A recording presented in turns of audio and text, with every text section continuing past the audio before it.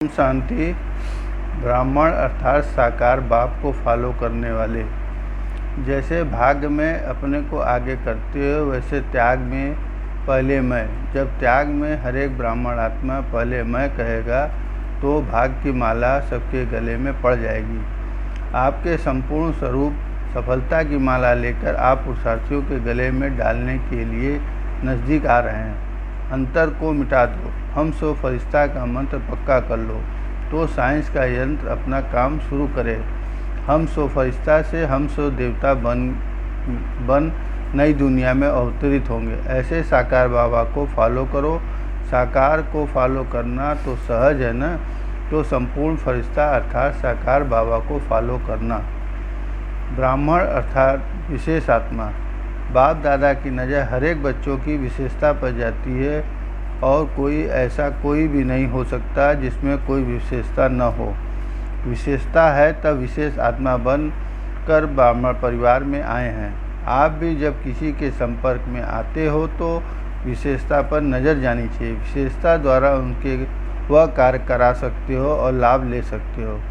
जैसे बाप होपलेस को भी होप बना देते हैं, ऐसे कोई भी हो कैसा भी हो उनसे कार्य निकालना है। यह है संगम युगी ब्राह्मणों की विशेषता। जैसे जवाहरी की नज़र सदा हीरे पर रहती है, आप भी ज्वेलर्स हो, आपकी नज़र पत्थर की तरफ न जाए, हीरे को देखें। संगम युग है भी हीरे तुल युग, पाठ भी हीरो, युग भी हीरे तुल, तो हीरा ही देखें। ब्राह्मण अर्थात विशेष में विशेष आत्मा। बाप दादा तो आज मास्टर शिक्षक को बहुत श्रेष्ठ नज़र से देखते हैं। वैसे तो सर्व ब्राह्मण श्रेष्ठ हैं, लेकिन जो मास्टर शिक्षक बन अपने दिल व जान सिख व प्रेम से दिन रात सच्चे सेवक बन सेवा करते हैं, वह विशेष में विशेष और विशेष में भी विशेष है। इतना अपना समान सदा स्मृति में रखते हुए संकल्प बोल और कर्म में लाओ। सदा यही याद रखना कि हम नैनों के नूर हैं, मस्तक की मणि हैं, गले के विजय माला के मड़के हैं और बाप के होठों की मुस्कान हैं हम। ब्राह्मण अर्थात सारे विश्व में विशेष आत्मा है। सारे विश्व में हम विशेष आत्मा हैं, यह स्मृति सदा रहती है। विशेष आत्माएं सेकंड भी, एक संकल्प भी, एक बोल भी साधारण नहीं कर सकती, तो यही स्मृति सदा समर्थ बनाने वाली है। हम समर्थ आत्माएं हैं, विशेष आत्माएं हैं, यह नशा और खुशी सदा रहे। समर्थ माना व्यर्थ को समाप्त करने वाले। जैसे सूर्य अंधकार और गंदगी को समाप्त कर देता है, ऐसे समर्थ आत्माएं व्यर्थ को समाप्त कर देती हैं। व्यर्थ का खाता खत्म, श्रेष्ठ संकल्प, श्रेष्ठ कर्म, श्रेष्ठ बोल, संपर्क और संबंध का खाता सदा बढ़ता रहे, ऐसा अनुभव है। हम ही हैं समर्थ आत्मा। यह स्मृति आते ही व्यर्थ खत्म हो जाता है। विस्मृति हुई तो व्यर्थ शुरू हो जाएगा। स्मृति स्थिति को स्वतः बनाती है, तो स्मृति स्वरूप हो जाओ। स्वरूप कभी भी भूलता नहीं। आपका स्वरूप है स्मृति स्वरूप, सो समर्थ स्वरूप। बस यही अभ्यास, यही लगन, इसी लगन में सदा मगन, यही जीवन है। ब्राह्मण अर्थात डबल स्वरूप के सेवाधारी। आगे चल समय और आत्माओं की इच्छा की आवश्यकता अनुसार डबल रूप में सेवा की आवश्यकता होगी। एक ब्रह्मा कुमार कुमारी स्वरूप अर्थात साकारी स्वरूप की, दूसरी सूक्ष्म आकारी फरिश्ते स्वरूप की। जैसे ब्रह्मा बाप की दोनों ही सेवाएं देखी ना, साकार रूप की भी और फरिश्ते रूप की भी। साकार रूप की सेवा से अव्यक्त रूप की सेवा की स्पीड तेज है, यह तो जानते हो ना, अनुभवी हो ना। अब अव्यक्त ब्रह्मा आप अव्यक्त रूपधारी अर्थात फरिश्ता रूप बन उन बच्चों को अव्यक्त फरिश्ते स्वरूप की स्टेज में खींच रहे हैं।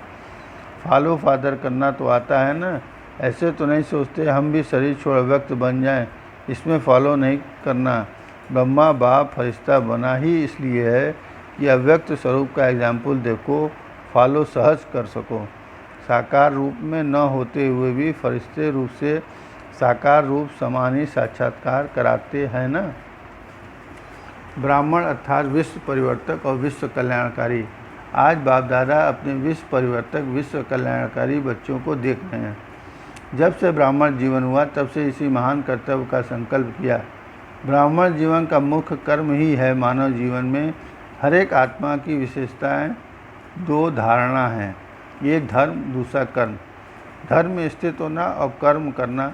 धर्म के बिना जीवन में कर्म में सफलता मिल नहीं सकती। धर्म अर्थात विशेष धारणा, मैं क्या हूँ, इसी धारणा अर्थात धर्म के आधार से मुझे क्या करना है वह बुद्धि में स्पष्ट होता है। चाहे यथार्थ धर्म अर्थात धारणा हो, चाहे अयथार्थ हो।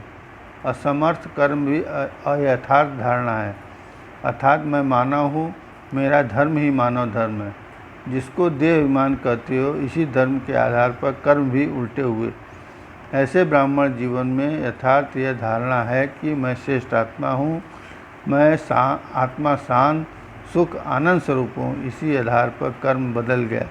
अगर कर्म में श्रेष्ठ के बजाय साधारण कर्म हो जाता है, उसका भी आधार इसी धर्म अर्थात धारणा की कमी हो जाती है कि मैं श्रेष्ठ आत्मा हूँ, श्रेष्ठ गुणों का स्वरूप हूँ।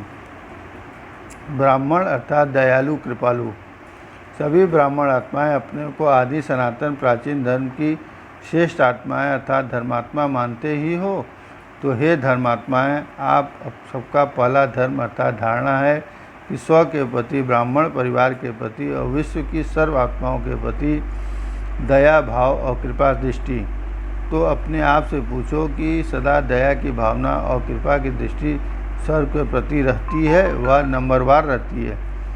दया भाव व कृपा दृष्टि किस पर करनी होती है? जो कमज़ोर आत्मा है, अप्राप्त आत्मा है, किसी न किसी बात के वशीभूत आत्मा हैं। ऐसी आत्माएं दया व कृपा की इच्छा रखती हैं, वही उनकी इच्छा भी है। तो आप दाता के बच्चे उन आत्माओं को शुभ इच्छा से देने वाले हो।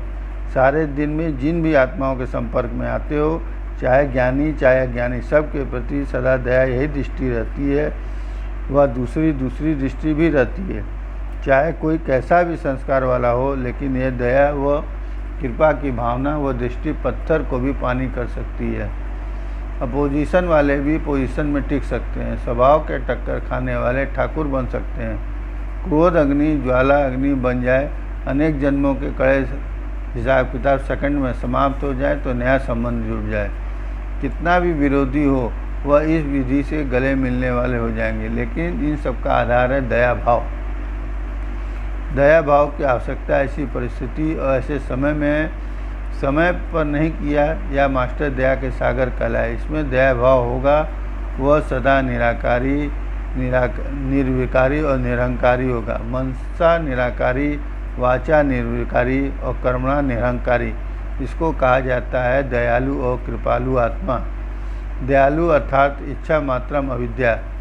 हे इच्छा मात्रम अविद्या आत्माएं, अल्पकाल की इच्छा खातिर देवता के बजाय लेवता नहीं बनो। देते जाओ, देते हुए ही गिनती नहीं करो मैं इतना किया इसने नहीं किया। यह गिनती करना दातापन के संस्कार नहीं है।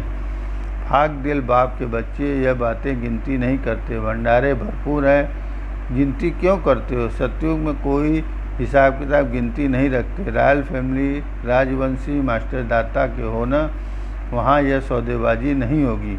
इतना दिया इतना किया, जो जितना ले उतना भरपूर बन जाए। राजवंश अर्थात दाता का घर।